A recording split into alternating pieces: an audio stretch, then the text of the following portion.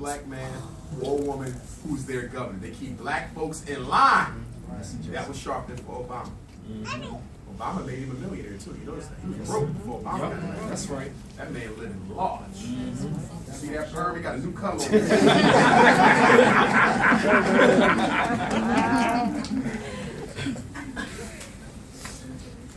And anybody who say they disagree with sharpening politics, he call you a provocateur. You heard about Umar Johnson? Yeah, but he's a provocateur. I don't agree with him. So, I was about to write up here the rest of the committee. ADHD.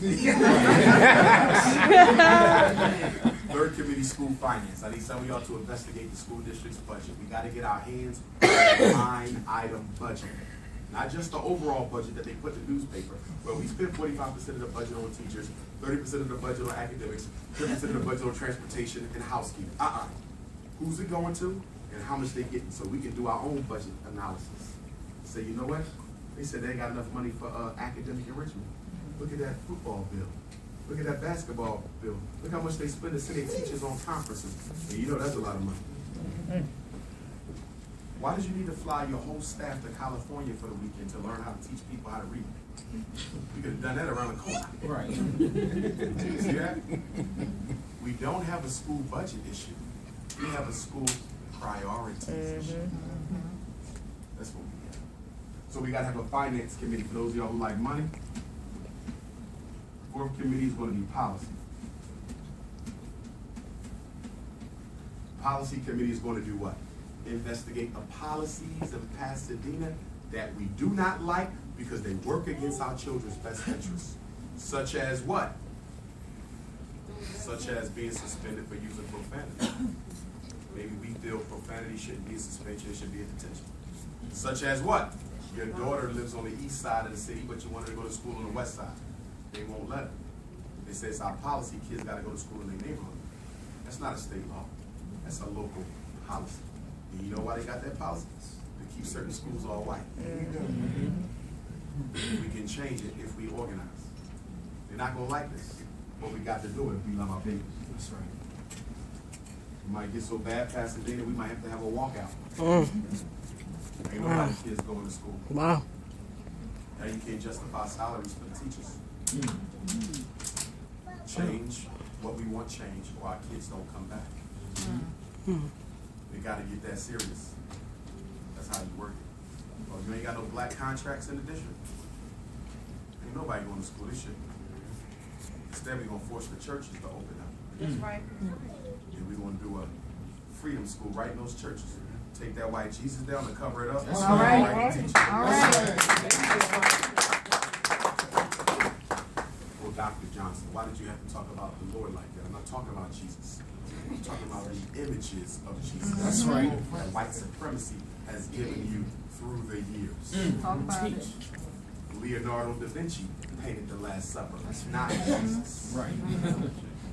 Leonardo da Vinci said that when he painted Jesus, that he used criminals from a local jail to pose because they was the only ones on hand at the time. That's right.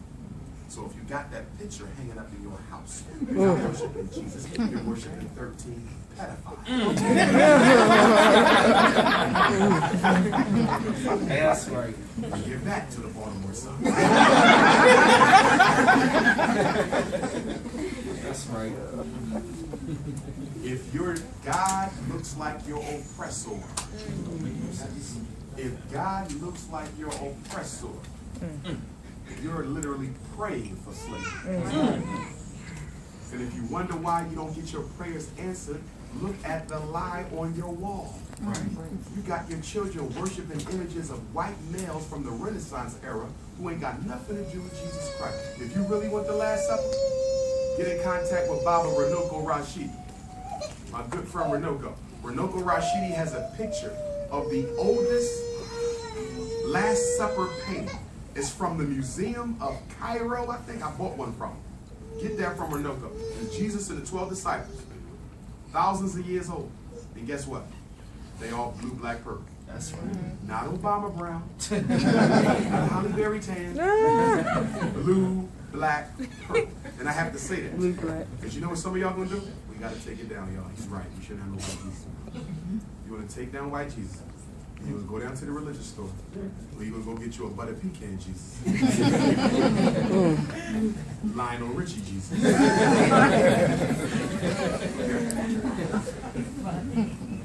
You still going to have a perm. Some red lip gloss. No shirt on. Extra long eyelashes. I ain't gonna even go there right now. The fifth committee, homeschool. For those of you who are homeschooling your children or want to homeschool your children, we want to show you how. We want to help you do it, okay? We got to do this together. Collective homeschooling. I know a lot of people coming out with an online homeschool program.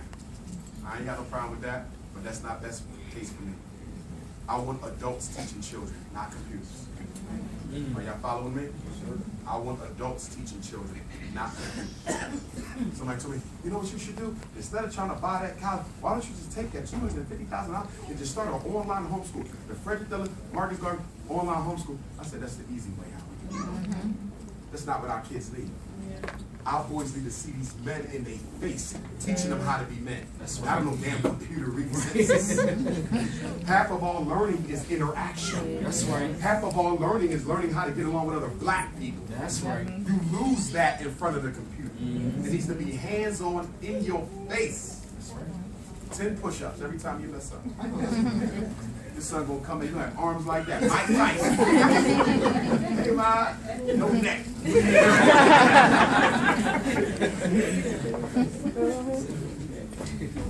10 push-ups every time you show me some ADHD. 10 more!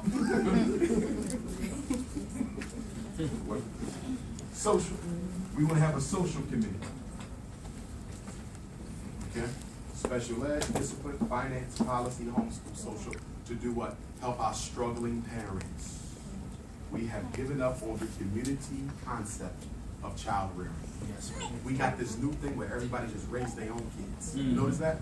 Well, if she just take care of her kids, everything will be all right. That's not African.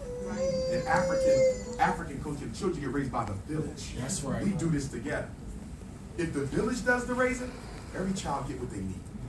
No mom has to be blamed because the village took care of it. You got issues, you got a situation, bring them kids on over. We got this. That's how we do it in Africa. We don't go around blaming parents. You know how hard it is to be a parent today? Mother or father, it's hard out here. Stop blaming them. Let's work with them. Y'all remember when we grew up back in the day? If your parent had an issue, I'm going to begin to wrap this up so we can do some questions. If your parent had an issue, nobody called social services. That's right. Nobody called the police and said, we got a child next door without no parents there. What would your mom do or your grandma would do? She would go right next door, get you, say, bring your clothes for tomorrow and your homework. We're about to have dinner, you want to come over here.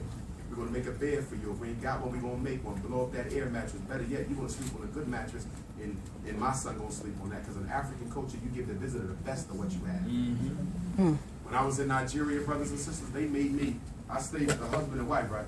They gave me their bed. I said, I'm not taking your bed. I said, I'm cool out here in the living room. I sleep on the couch. They said, no.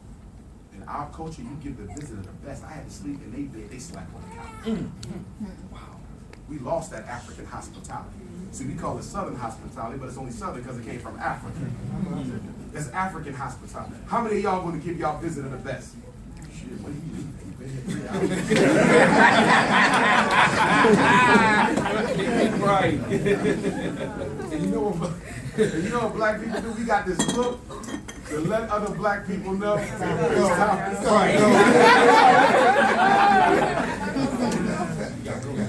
You know what I mean? You're in the middle of empire, and they hit you with one of these. Right. Damn, that nigga get out. They didn't like that in African culture. They didn't like it. In African culture, the daughter get married, if the compound big enough, the son-in-law move in. Or the compound big enough, the daughter-in-law move in. So it's normal to have 3 or 4 or 5 families in the same house, but of course they got the space for it though. You know what I mean? African culture, we eat together, y'all. A big plate of food come on out. Wow. We sit down and we eat together. Did we have a chance to do that in Ghana? Yes, we did. Remember the big party we had? And they had everything on the They table. did. Okay. We shared drink, we danced together, sing together, eat together, Damn, you rejoice everything. together. Everything was together. Well, for those of y'all who haven't been to Africa, we're going back to Africa this summer. I'm still trying to work on the package. Okay, good. It's either going to be Ghana and one other country or Eritrea and Ethiopia. And I'm working directly with somebody from the Eritrean embassy. Eritrea, that small little country that got its independence from Ethiopia. So that's what we're looking at. So start saving your money. The one quote I got from Ghana was $2,500. That wasn't bad. Okay. But I love Dr. Umar. she showed out, y'all. She I showed out. showed out. But if you've never been, save your money to be somewhere between $2,500 and $4,000, everything included except spending money in meals. Get your passport. Fellas, if you ain't got a passport, get it. Ladies, get your passport. Fellas, if you owe child support, pay off that child support, fellas. You cannot fly without the passport, and you cannot get a passport without the child support. You know what I mean? They tried to jam me up. I'm gonna tell y'all a true story, right? My passport, I had to get another one because I had no pages left, right? So I sent my passport in. I don't get my passport back. 2 weeks ago, I was like, yo, I'm getting ready to go to Africa. What the hell going on? I call them up. They say, you got a hold on your passport. I said, a hold for what? My child support paid out. Come to find out, I missed a court date 4 years ago. Wow. And by the grace of God, the day before we left, they cleared it, and I got it that morning. I almost missed the train because I missed a court date. I said, y'all don't clear that stuff up? They said, nah, what's this? It's the system. It's in the system. I said, but I've flown since then. They said, I know, but it only came up because you went for a renewal. That's right. That was kept me from going to Africa, y'all, for a missed appointment 4 years ago. So fellas, don't wait till the last minute. You had to take a photo of it. Taking children 2 years and younger, they can go for free. You just got to pay the travel tax, which is about $200. But she will have to sit on your lap the whole ride. You said, hell no, get her a seat. But you gonna love it. Did we have fun? Oh, man. African clothes, African food. We went to the museums. We got in the water, the boat rides. We poured libation. Oh, we went to the slave dungeon. Dungeons. She showed out. Oh. But it was all that, y'all. So think about going with me. It's going to be fun. It's going to be fun.